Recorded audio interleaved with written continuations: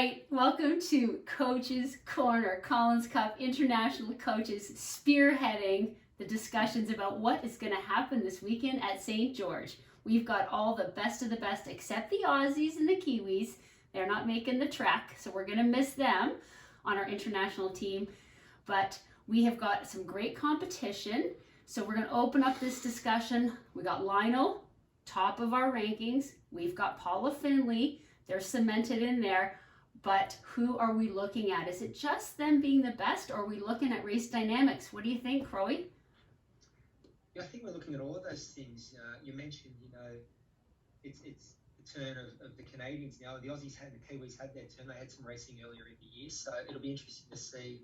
And there's been some racing over in the US and Canada. So, of course, as captains, we're always looking at the favourites and the ones who are high up on the PTO World Rankings. But just as interesting for me is maybe some athletes who haven't ranked so well, but are in great form, because this will be a great race. Obviously, it's a championship race, the North American 70.3 regional championships, and it's a good opportunity for us to see some athletes who are maybe on the cusp of the rankings, or maybe nowhere on the rankings, but just get themselves in great form and perform against a world-class field. And I think it's also a good opportunity for us to slide the rule over the Americans as well.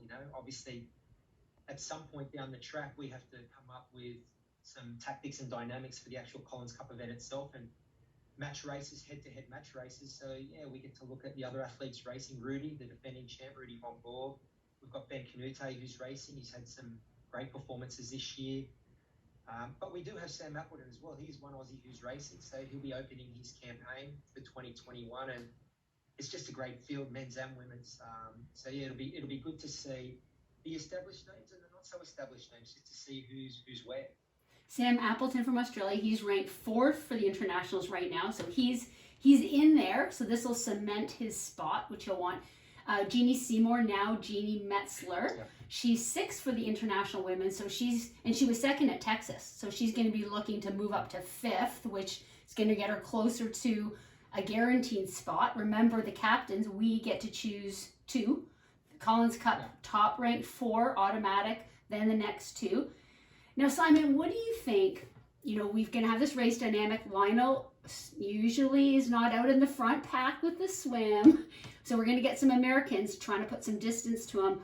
What are we going to see with this, the men's race with Lionel? I mean, we have to look at that as captains when we make our matches. Right. I mean, first of all, it's just so exciting to see these races back up and on. All of a sudden, we're watching Grand Canary. We're watching these races in Oz. We had a race few weeks ago in the States, and now we're back in St. George, and all of a sudden it's here. So as a fan of triathlon, it's just fun to start watching this all unfold again. As for the specifics of this race, it's a big race for a lot of the athletes. It is St. George. They speak of it not only, I think, because of its championship caliber, but also just people seem to love the course. That seems to be the constant comment about this. I just love this course. This is my kind of course. And I've been watching Lionel's YouTube. I've been watching Paula's YouTube, obviously. I've been checking out some of the other athletes. I'm interested in how this dynamic plays out. I'm interested to see the specifics of how the race unfolds. But as we've talked about, I also want to see how this plays out in the bigger picture. You're, like Crowe said, you're an athlete that's up and coming. You want to put your name on the board. But we also want to know you're going to be ready at the end of August. And we want to know, as you alluded to, how are you going to match up in these match races? Because this is not 70 people on the start line on an open course. This is a very different dynamic.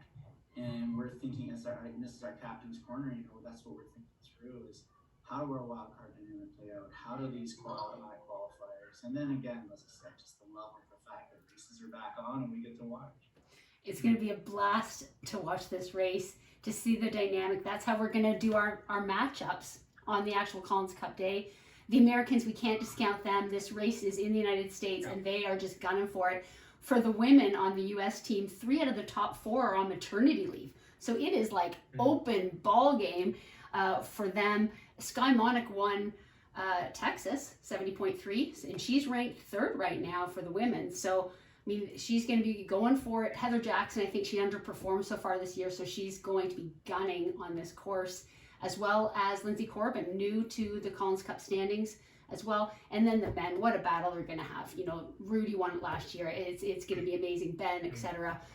And Sam Long. It's going to be fun to see what happens at the front. Closing comments, guys. What excites you? One comment. What excites you, Craig? I just want to see the best athletes going at it. I think there's a great dynamic. You alluded to it in the men's. You've got Sam, Rudy up the front with Ben pushing the pace, and then you've got some real strength coming from behind with Sam and Lionel. So that's going to be an interesting race watching that unfold, and the women's race as well. I agree again. I think Heather Jackson, this course is purpose-built for her. I think she's a very strong athlete. It's a very hard course. Sky is the form athlete. Jeannie's coming off a strong race as well. So, you know, it's hard to predict these races with everything that's going on, how people are traveling, how their training's going. But, you know, my opinion and my sort of philosophy with the Collins Cup is the rankings will take care of themselves. I'm just looking for standout performers as well, people who can just really put their name forward and say, you know, I'm here and I'm ready as well. I love it. Oh, I love it. Simon? It's something to do. That's what we've had is in our discussions, isn't it? It's like, okay, great. How does this fit into your big picture? You know, do you have that passion and excitement for racing? Are you showing us that this is stuff that's important to you? Or is it stuff that you just like to participate in because it sounds, you know, it's a prize person, or is it something like, no, I want to crack at that specific type of racing, and that's what we're looking for. And then here going forward, you know, the races are just going to keep popping up, and again, that's what we want to see. How these races unfold, how the athletes prepare themselves, what their big picture view is, and then specific to St. George, you know, to see Paula and Daniela and Holly and the Americans there, to see Lionel take on the Moody's and the other Sam Longs, etc. It's good racing. It's good to be back, and I think after all these years, I just relishing in the fact that the three of us love it as much as we still do, to pay as attention as we do, and provide these, you know, captain's corner moments.